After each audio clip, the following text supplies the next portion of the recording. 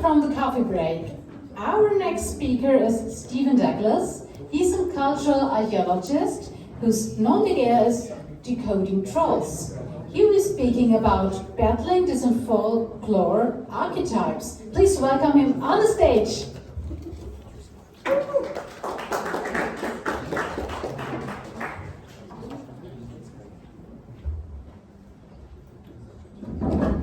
Great, thank you very much. It's very appropriate to be here speaking about our Disinfolklore Universe here at the Pirate Party Munich Security Conference event.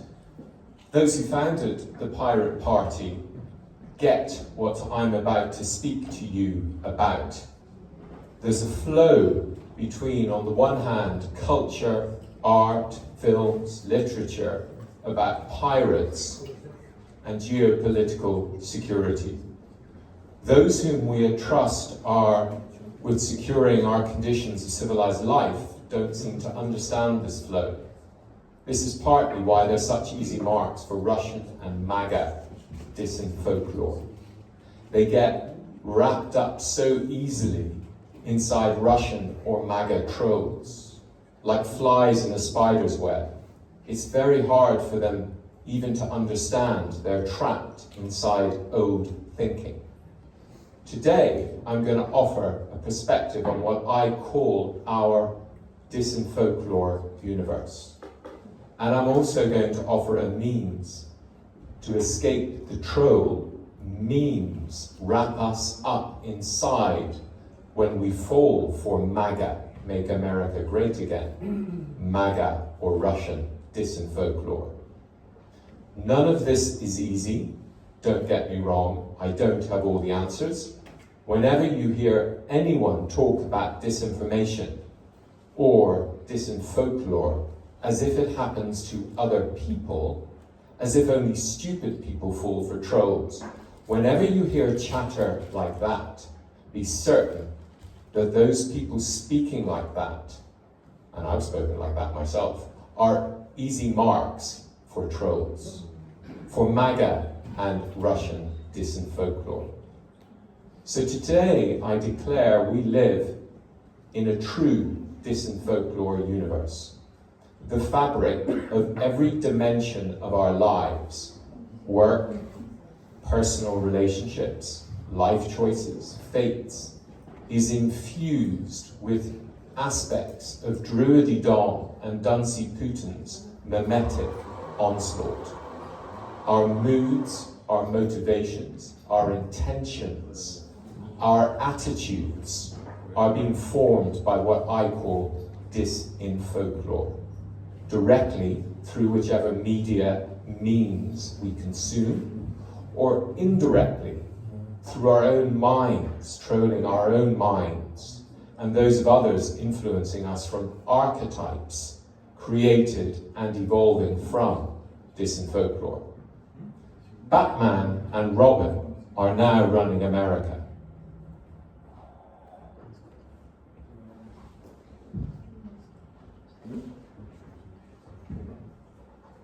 You saw Elmo, Druidey Dawn, and the kid in the White House the other day.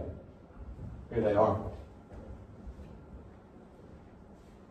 The totality of our infospace is occupied by memes, like the brand, Department of Government Efficiency, Doge, the class of oligarchs who ran Venice into the ground, and a baseless meme coin. The totality of our conception of America now is occupied by actors playing leaders in superhero costumes. It's very easy to find pictures of Elmo in superhero costumes. He's obsessed with it, and he's obsessed with posting them. So here he is looking in the mirror. Elmo Robin and Druidey Dawn Batman dressed up in Marvel Cinematic Universe costumes through AI and in real life influence the decisions of hundreds of millions of people. Meaning a Disinfolklore universe using marvelous Marvel Cinematic Universe inspired memes is a means of creating a Disinfolklore universe inside our minds as well as inside real life. Using their own controlled Disinfolklore propagation network X, and now America's new sovereign wealth fund apparently trying to buy TikTok from China and compelling other oligarchs, cultural and economic oligarchs, to do likewise with their networks. We are being embedded, just as Russia embeds Ukrainians inside the occupation, inside a Disinfolklore universe. Disinfolklore is stories that purposefully affect our moods, intentions, attitudes, motivations, in ways that repurpose us to serve the Disinfolklorists' means, and we become their means to transform our world. Did you see what Druidey Dawn's wife, Melania, wore at the inauguration the other day? So here she is. Look at the hat. I mark all of these things because for those of us who work in this area, it's very easy to become part of the problem. And so here we have Anonymous criticizing this and the way she was dressed. But they are falling for the troll. And the only way I can both illustrate what is going on here and not become part of the problem is just by marking it like this. And so you see here an illustration of Anonymous are not neophytes, and yet they've fallen for the troll. They think they're going to meme this out, but the purpose of this is for them to meme it out. So this is what I mean. Anyone who tells you they are so sophisticated they don't fall for trolls, you've really got to watch them particularly carefully, and whenever you feel that yourself, watch yourself particularly carefully. That's core teaching in Disinfolklore. So this is a meme chic costume designed by the Ukrainian fashion label DressX.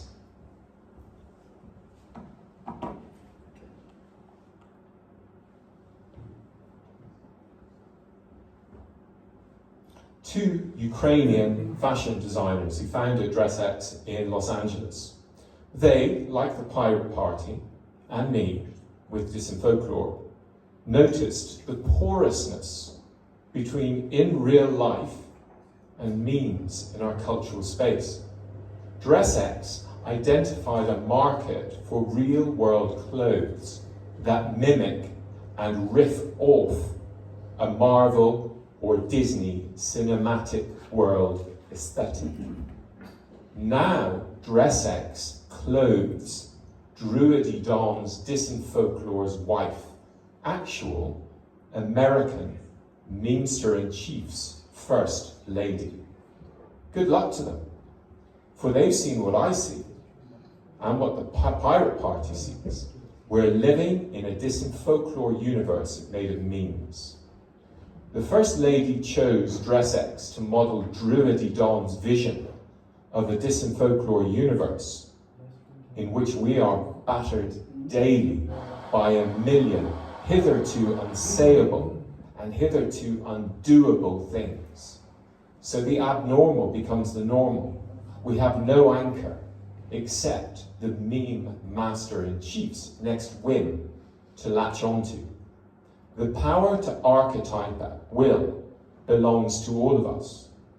But if you own the means of cultural production, exchange and distribution, the main means through which archetyping outside our minds occurs, then you can archetype at scale.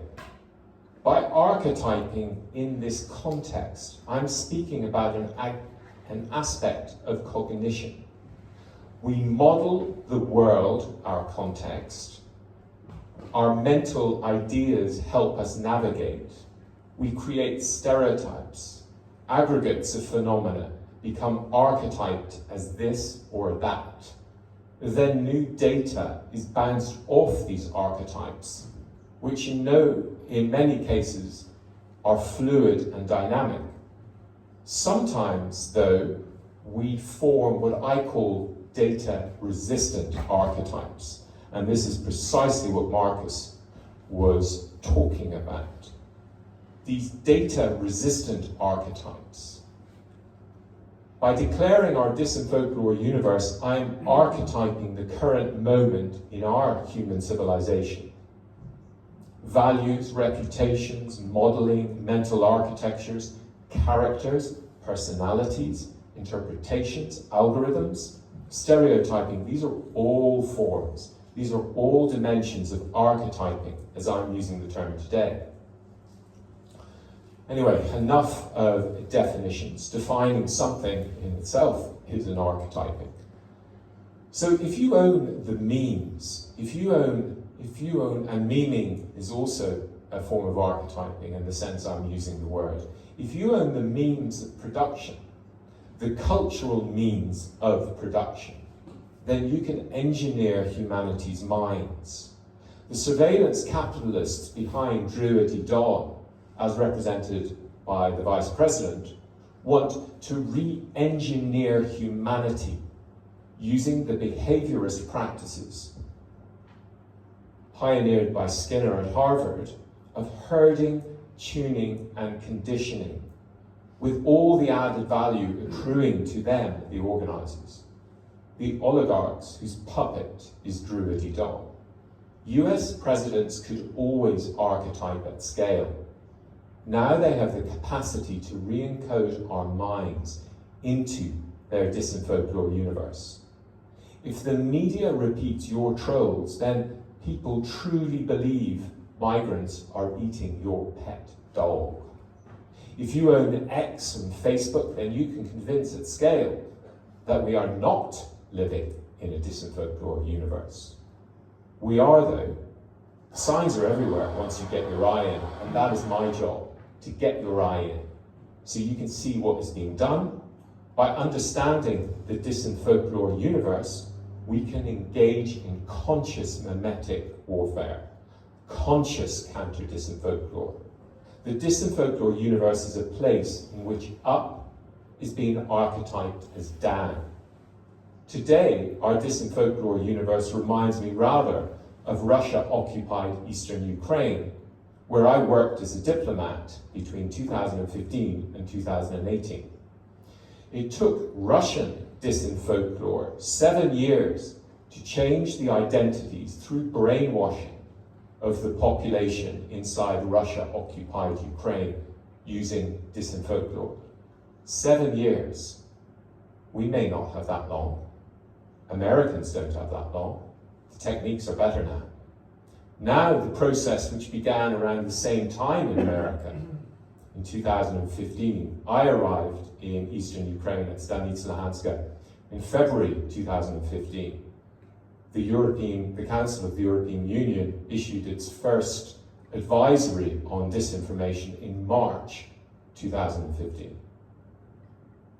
So after 7 years in Russia-occupied Ukraine, between 2015 and 2022, Ukrainians were not only convinced their fellow Ukrainians across the Donetsk River were outer realm, dehumanized bogeymen. These are terms we take from folklore, from art. Russian Disinfolklore had also brainwashed Ukrainians in Russia-occupied Ukraine to such an extent that they believed they must participate in the meat assaults against their fellow Ukrainians, which many of us who follow the war and the battleground on a daily basis see and watch these videos of these zombies, many of whom are Ukrainians, whose minds have been repurposed by Disinfolklore. That could be our destiny. Today, Russia uses Telegram to create communities characterized by division, an anti-immigrant, far-right and far-left militancy that spill out into our streets and politics to wreak havoc.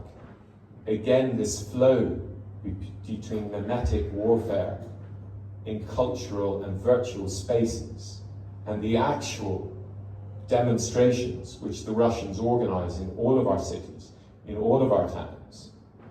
You see, what Russia noticed was that community identity is wholly formed through storytelling. The modern nation state was created after Herder's 1777 plea to unite the 10 German tribes. Where is our Shakespeare? He called. He wanted to unite the 10 German tribes behind a set of stories, folklore, or more accurately in his case, folk song, typifying Germanness.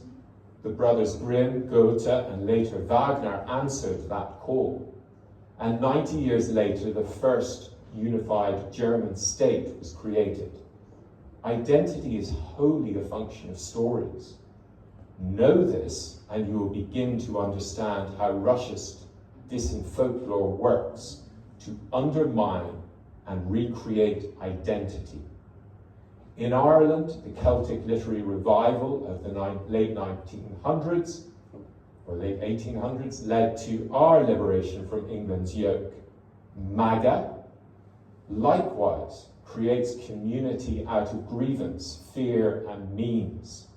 What I saw in Russia-occupied Ukraine is where Druidey Don's Disinfolklore Universe is leading us. We are no longer mere spectators looking on with polite revulsion and mystification at MAGA America. Today, Druidey Don's Disinfolklore encompasses all of us, and particularly all of the people in the Munich Security Conference today. They are all encompassed inside this Disinfolklore universe, and only a few of them can see this.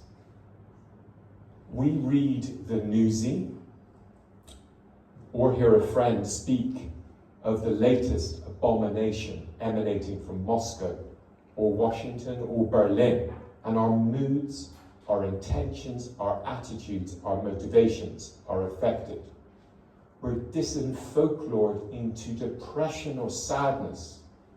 Sovereignty, our security, our prosperity depends on understanding the Disinfolklore universe. The Disinfolklore universe is not a metaphor. It's where we're living right now. It's the matrix. The matrix is a metaphor, you'll be glad to know. But as far as I can see, Duncey Dawn, Druidey Dawn, and Duncey Putin's vision for us is to become the slaves we watched in the Matrix. Project 2025 is about replacing migrants with all the children we'll have when there's no legal means of birth control. Positive trolling and counter-archetyping is our means of escaping our civilization's fate. And I'll come back to this in a second. Well, actually, quite a few seconds. Stay with me. So this is where it all began for me. This is Luhanska, where I spent 3 years of my life leading a team of diplomats, of 25 diplomats, and our job was to ensure the safe passage of 10,000 civilians going that way and 10,000 civilians going this way. This is an iron, and this is a wooden bridge blown up in January, just before I arrived. This was blown up. And inside here was Russia-occupied Ukraine. This is our future. This is the other world. This is the Disinfolklore universe that was created from the time I arrived there, out of a box like an IKEA toolkit, all the way from Moscow. You had dozens of television stations with the production values on every scale from Soviet-era Russia to CNN. You had hundreds, if not thousands, of different media outlets. And you had constant creation of output, what I now call Disinfolklore. So I call this fairy tale beginnings because from the first moment I arrived there, I had this intuition that there was something folklore about this situation. But I didn't know what it was. All I could remember about folklore was the folk tales and what have you that I read as a child. And my job really has, for the past several years, has been focused on forging the tools we need to work out what is going on there.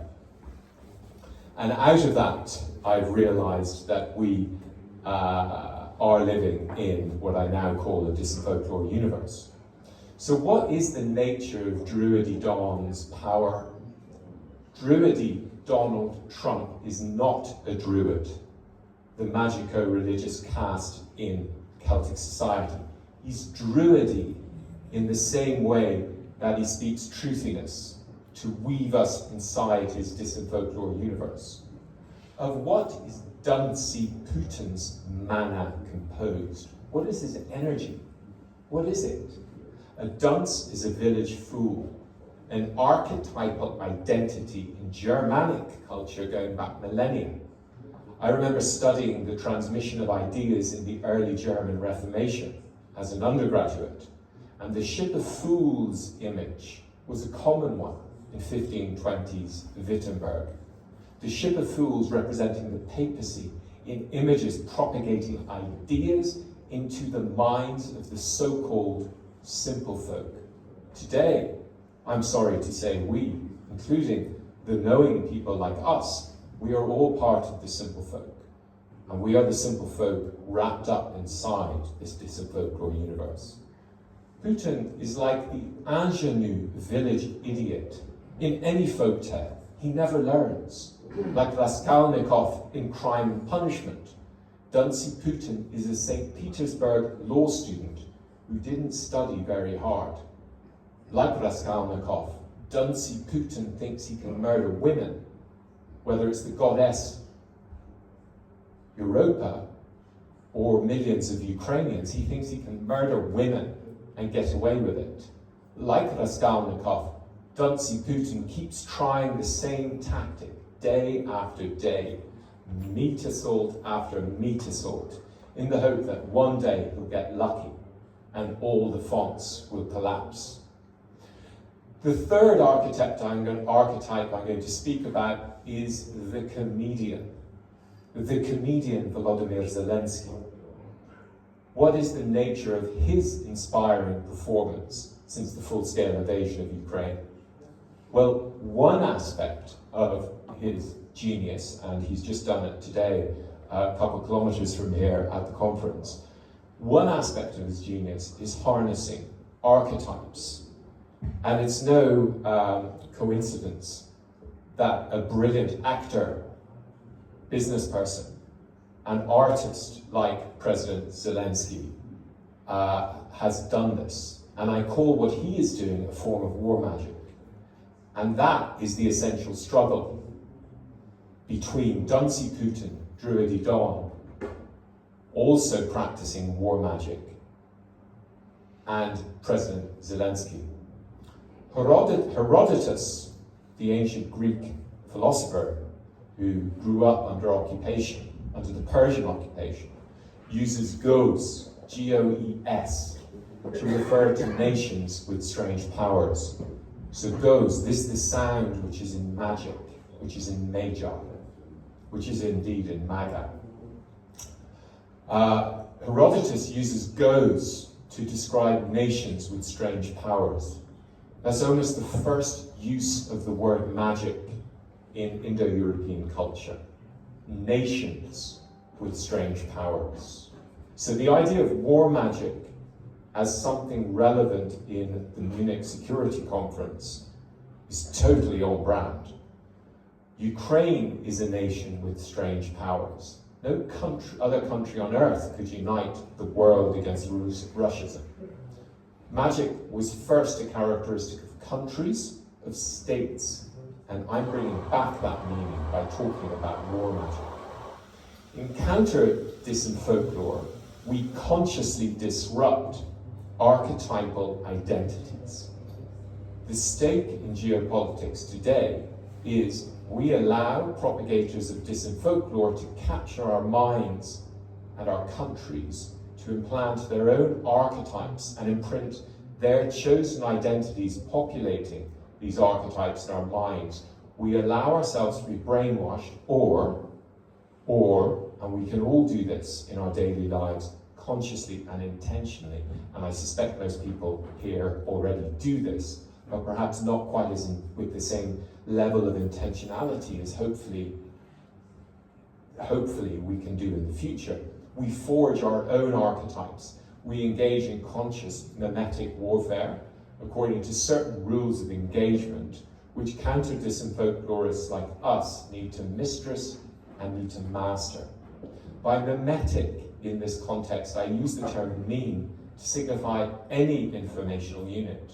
It may be a thought, an image, there's that sound again from goes, strange powers, image, it's totally imminent almost in every moment of our lives these days. Images, a sound and a text. Memetic warfare is just a means of describing the state of our information space. Here I'm not using warfare as a metaphor. I am not likening the war for our attention in the information space to a war. To me, it is the main battle space in a war whose dividing lines are, on one side, those of us who will fight to preserve the post-World War II legacy, the European Union, European Convention of Human Rights protected as a matter of law, equal rights, or on the other side, an anti-woke, pro-oligarch, traditionalist, conservative attempt to recreate the social conditions of 1920s and 1930s Germany.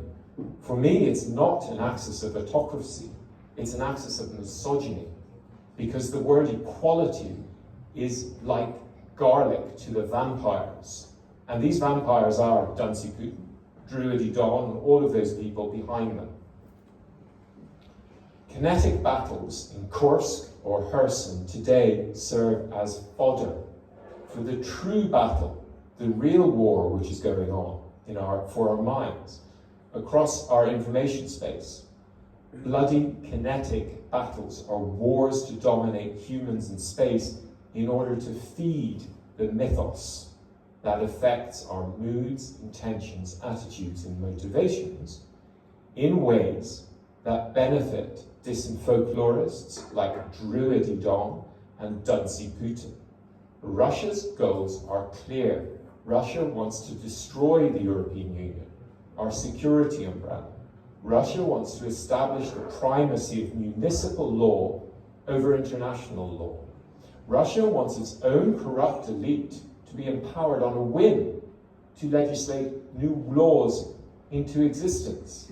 And this, as we have seen over the past 3 weeks with his snowstorm of executive orders, this is Druidey's project too, legislating through Twitter.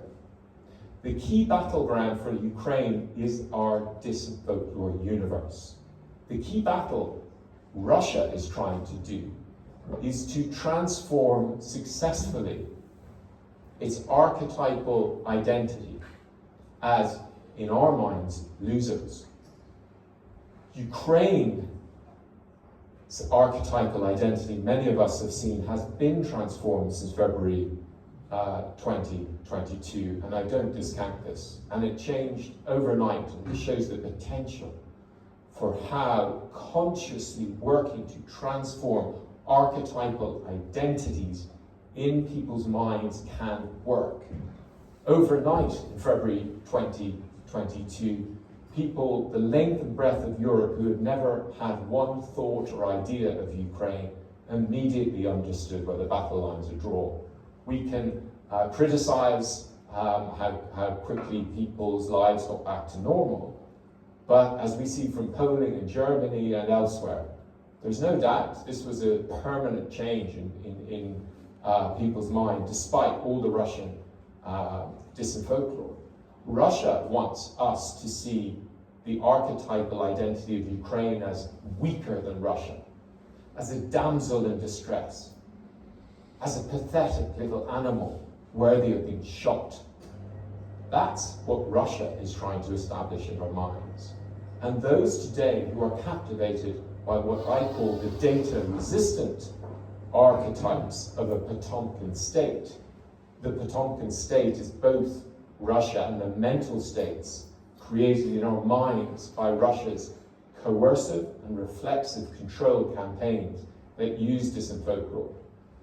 This battle over archetypes populating our mind is the fundamental meta battle that is served by the facts on the ground. It's served in our information space.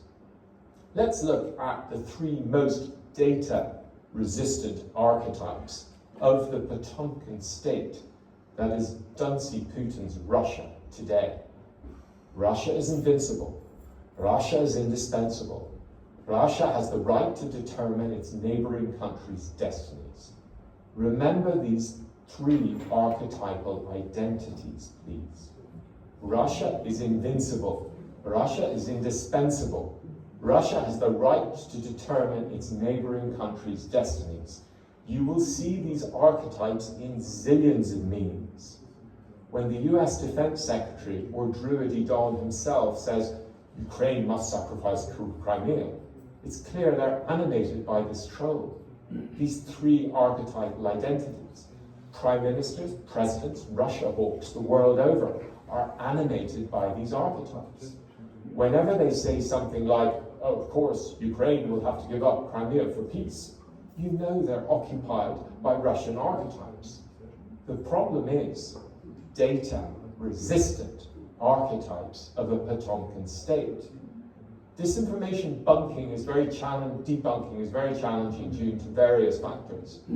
Emotional biases, confirmation biases, motivated reasoning, difference in intellectual and emotional backgrounds. Propagandists use gaslighting and emotional manipulation to control people's thoughts. So what I'm offering today is a way of seeing through this, cutting through it, as Derrida would have talked. Knowledge is about cutting. And what I'm trying to do is help us cut through this thick slice of Disinfolklore which we're being pickled in from morning to night, whether we consume the media or we simply speak to friends or we pick up vibes from the air. I forged the word Disinfolklore out of disinformation and folklore in February 2023. Instead of including the word folklore, I could have chosen song, folk song, propaganda, stories, narratives, or a heap of other words to describe the new phenomenon which I'd identified. Folklore, however, captures best the way of seeing, and Disinfolklore is also a way of seeing. That which is as valid today to see described in Disinfolklore as folklore was in Jacob Grimm or Herder's time. For 3 years I've been researching Indo-European mythology and folklore as a means of seeing how Russia, MAGA, used stories to create community. I was looking for a moniker, and Disinfolklore suddenly arrived to me. So when I first arrived in this place, Stanica Luhanska, where I spent 3 years of my life, as I mentioned, I had this intuition there was something folklore about it. There was the mythological angle, so the Russian Wagner army unit called Wagner were guarding the Russia-occupied side of the bridge, which is actually, I can't remember, I can't remember. But anyway, I don't know, I may have taken this from the Ukraine side or the Russia side. I think it's actually from the Ukraine side.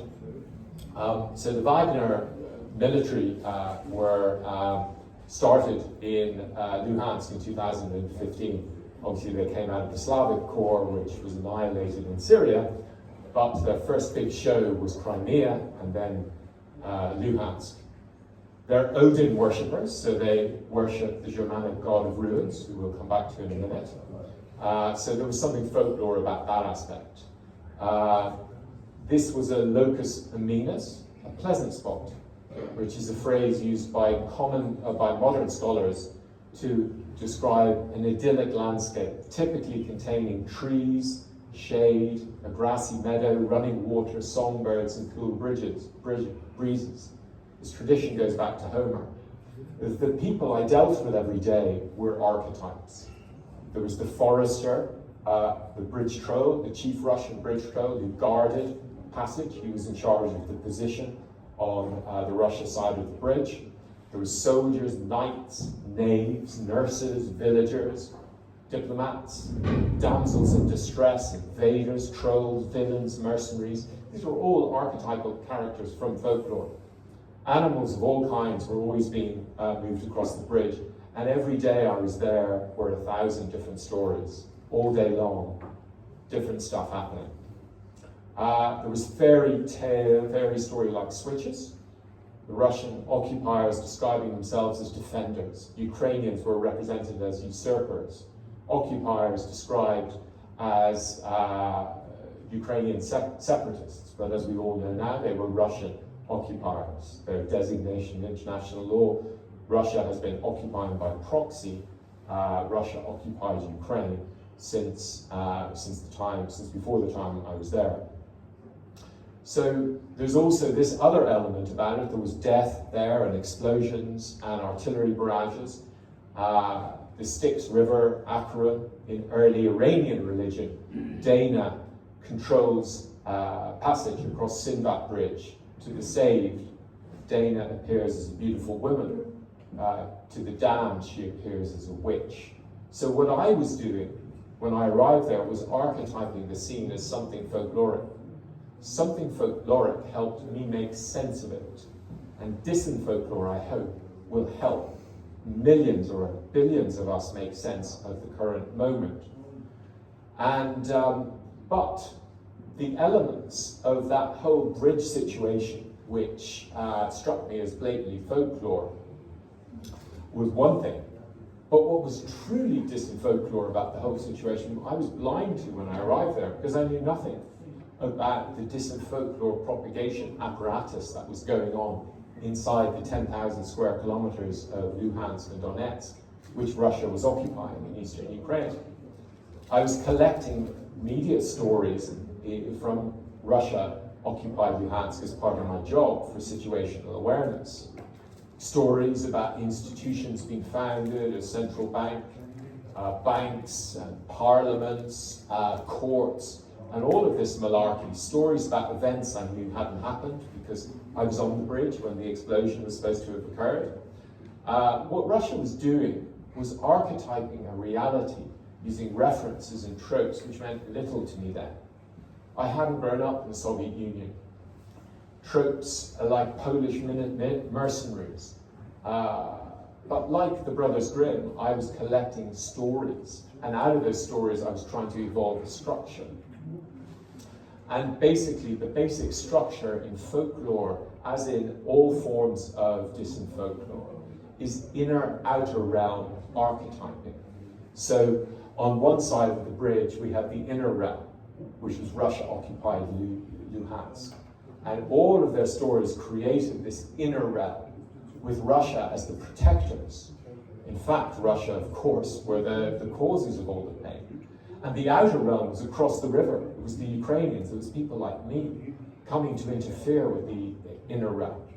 And in their minds was this fear that we were going to come and eat their dogs. And this is the same structure the Brexiteers and MAGA Disinfolklore uses to create community.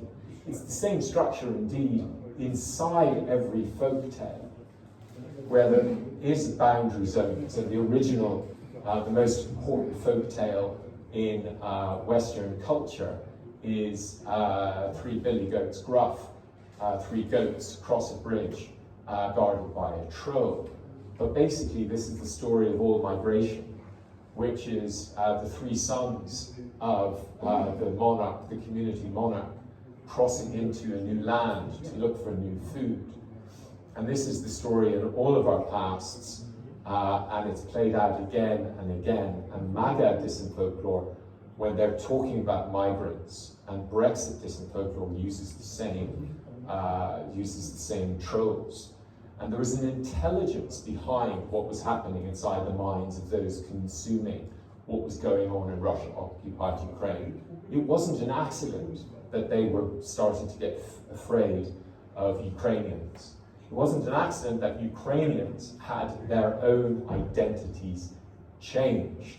And if you find this a bit far-fetched, then I think all of us who have American friends and are aware of how MAGA adherents, quite normal people, had their identities changed. The same with Brexiteers. You can have your identity, your sense of identity changed through what I call disinfolklore. And so inside Russia-occupied Ukraine, it was a matrix. And here, you can't know I'm using matrix as a metaphor. Russia's archetyping system consisted of hundreds of media outlets intermeshed with coercive force, coercive control, and institutions which did not mediate reality, they created reality. They forged reality of stories, what I now call disinfolklore. I didn't then understand what Russia was doing. I didn't understand what their objective was. They were weaving reality. I didn't know why they were doing it.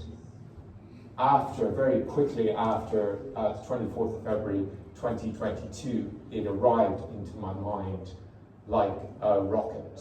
I suddenly understood what the whole purpose of the Disinfolklore universe they were creating. They were creating meat. They were creating out of Ukrainians people who would kill Ukrainians, who were convinced that they were no longer Ukrainians. They were creating of Ukrainians Russians. And this is the future which I think probably most of us understand awaits us if Ukraine was to fall. This idea people have that, and you hear Ukrainians talking about it as if quite realistically. They say, look, if you don't help us, we'll be fighting in Poland and in Germany, because the Russians are amazing at this war magic. So Disinfolklore is a specific form of disinformation. It's a medium for affecting our moods, intentions, motivations, and attitudes in ways which help the Disinfolklorists. For example, we wake up in the morning, we intend to donate money to help Ukraine develop its drone-based warfare capability. But we pick up the New York Times over breakfast, and it tells us a fable whose message is, Russia is invincible, Russia will win. So instead, the motivation, the intention, the attitude, the mood we had when we woke up is changed. Just through this story, through this immanence, this archetyping immanence. We don't expect to get it from the New York Times, but it's as pure as if it had come from Duncey Putin's phone call that we've just spent the last hour listening to, being brainwashed. We're getting what I call hypnotic top-ups, which, obviously Druidey got a hypnotic top-up the other day from Duncey Putin. Disinfolklore inhabits us like a ghost. It's a way of seeing, it is a mood. It's an empirical observation that immanent in many forms of what we already considered to be disinformation are discernible tropes from folklore. By learning to see disinfolklore, by learning to archetype reality through the lenses of disinfolklore, we can teach ourselves how to identify negatively manipulative messaging in even the most innocuous seeming informational units. Disinfolklore is a toolkit. It's a form of war magic, and that's why the book-length version of counter-disinfolklore is subtitled Controlling War Magic, because the war magic is controlling us, but we can control it. So why is disinfolklore an appropriate moniker? Is that we look at the artifacts in our information space, at the characters in stories. The Ukraine as the damsel in distress who must submit, Russia as the implacable bear. Better get it over with, Ukraine. Stereotypes are delivered through storytelling and newsy memes. every time Druidey Dawn or Duncey or their henchmen or henchwomen speak. When I speak of archetypes, it's much deeper than mere stereotypes.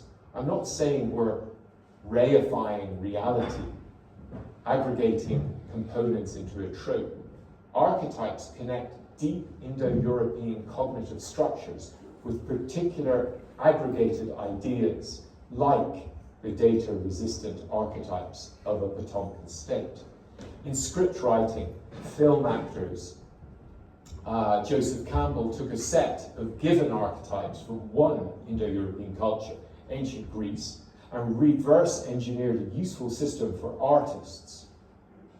This doesn't make much sense, though, in these days to people who outside of the Greek tradition. When I speak of Disinfolklore archetyping, I'm talking about the immanences in almost every piece of information that we consume. The stock of trade in international relations professionals is storytelling, but the stories they tell ignore this aspect of archetyping. They speak at such a level of abstraction that their insights on Russia or this implacable bear are no better than mine or yours, and in many cases are a lot less. So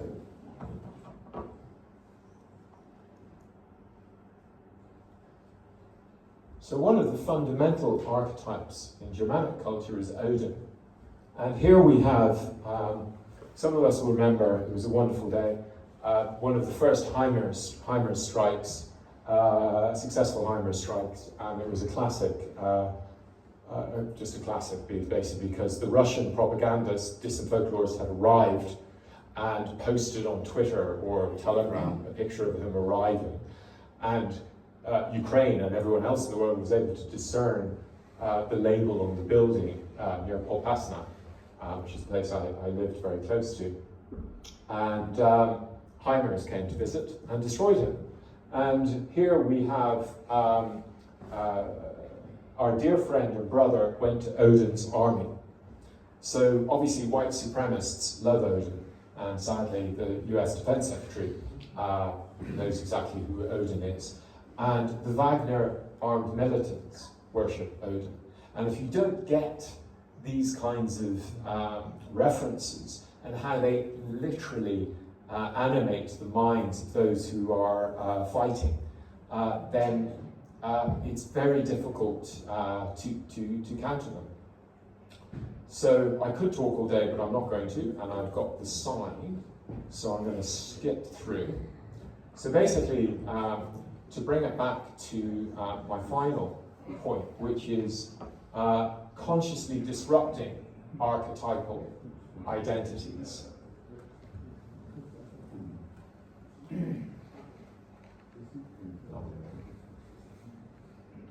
Where are we going? Going the wrong way. Oh. Thank you for bearing with me. So, consciously disrupting archetypal identities, we can do this through images. This is this great anti-Brexit artist, Cold War Steve. That's a great way of disrupting Druidey Dawn's manufactured archetypal identity. Put them on a commode.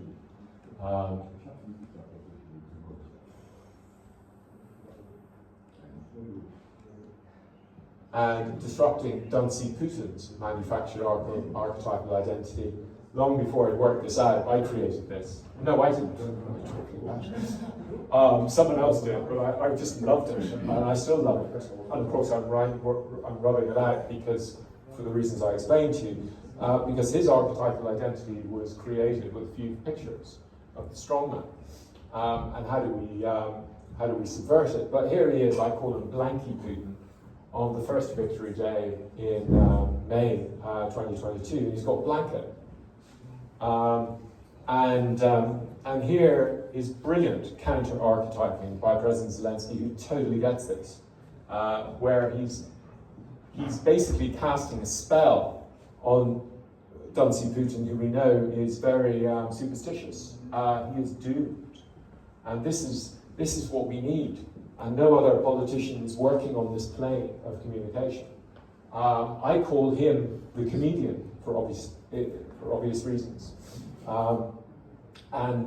Odin, of course, was the shaman trickster, and there's the shaman trickster in every class we have, in every business we work in.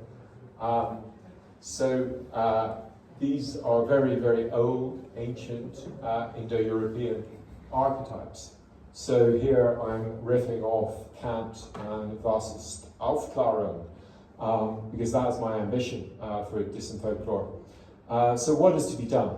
So MAGA is disrupting archetypal identities that are the foundation of our community, our international community, our security. We see this down the road in the conference, in the conference, security conference. Archetypes change. Our own, we were fat, now we're thin. We were thin, now we're fat. Ireland was poor, now it's not. America was reliable, now it's not. We felt secure, now we don't. Russia is a menace, soon it will collapse. We must embrace these changes and then consciously disrupt the archetypal identities our enemies attempt to inflict on our minds. What we're doing when we're on Twitter, or other contributions people working at our scale can make, is we are in Engels's idea that at a certain moment quantity changes quality. And this is what happens with archetypal changes. I think what we're seeing over the last few days is a significant change, because every European leader, left and right, has come in support of Ukraine. We hear none of the support America at all costs. At least I'm not picking that up.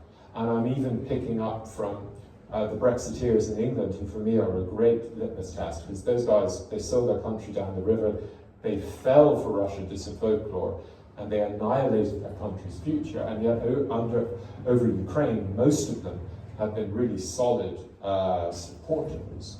And you would expect, if their archetypal identity of America as the security protector was so strong, that right now we would be hearing them prevaricating about Ukraine. And I think what's happening as we speak with the people at this conference and in other conferences is the archetypal of Ukraine as outsider is changing between our eyes. I mean, you just need to think it through, and you see, actually, who am I going to bet on if Russia invades? Am I going to bet on America coming in, Druidey, or am I going to bet on Ukraine? And that's the bet the Baltic states made. And I mean, they'll never be abandoned by Ukraine, not in a million years. So the power. So I'll wrap up now, basically. But what I try to do using this communications technique called positive trolling, which has six elements to it: generosity, right, tolerance, mana, energy, focus. So it's an algorithm, mental algorithm. I try to ensure that everything I share and everything I contribute conforms to this algorithm. So is it generous? Is it right? Is it ethically disciplined to say this now? Am I promoting the post-World War II legal order, or the opposite? Tolerance, am I waiting? You know, I'm not responding to emotion. And I look for the mana it means. What's its energy? Is this energy to destroy the post-World War II legal settlement? Is it misogyny? Is it coercive control? Is it Russia is invincible? What's its energy? I'm looking for that in means.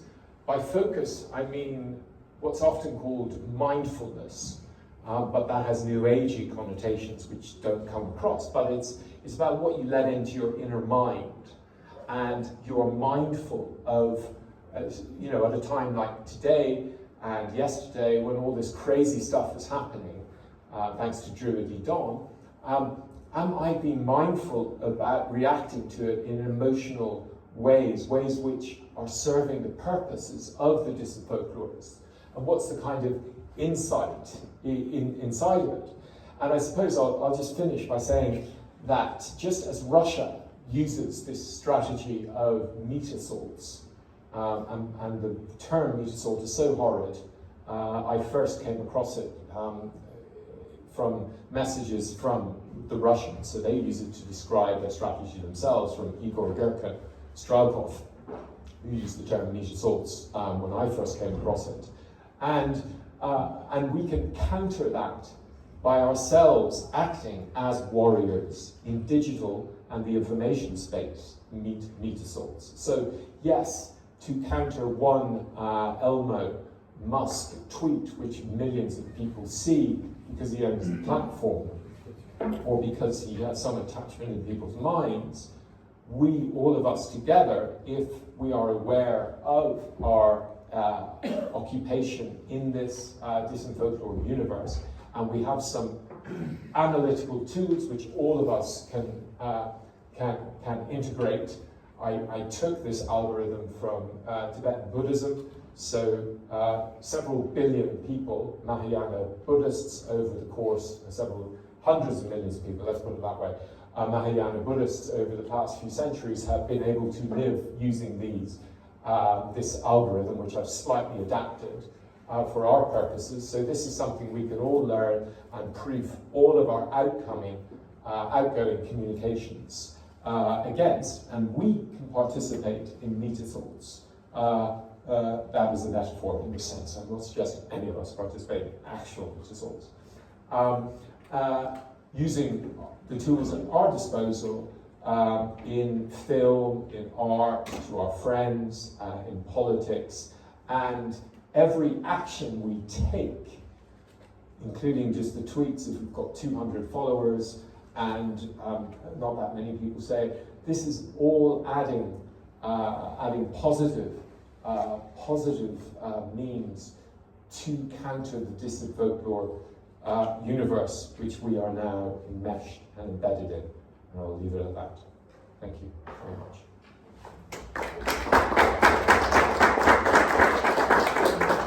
Thank you.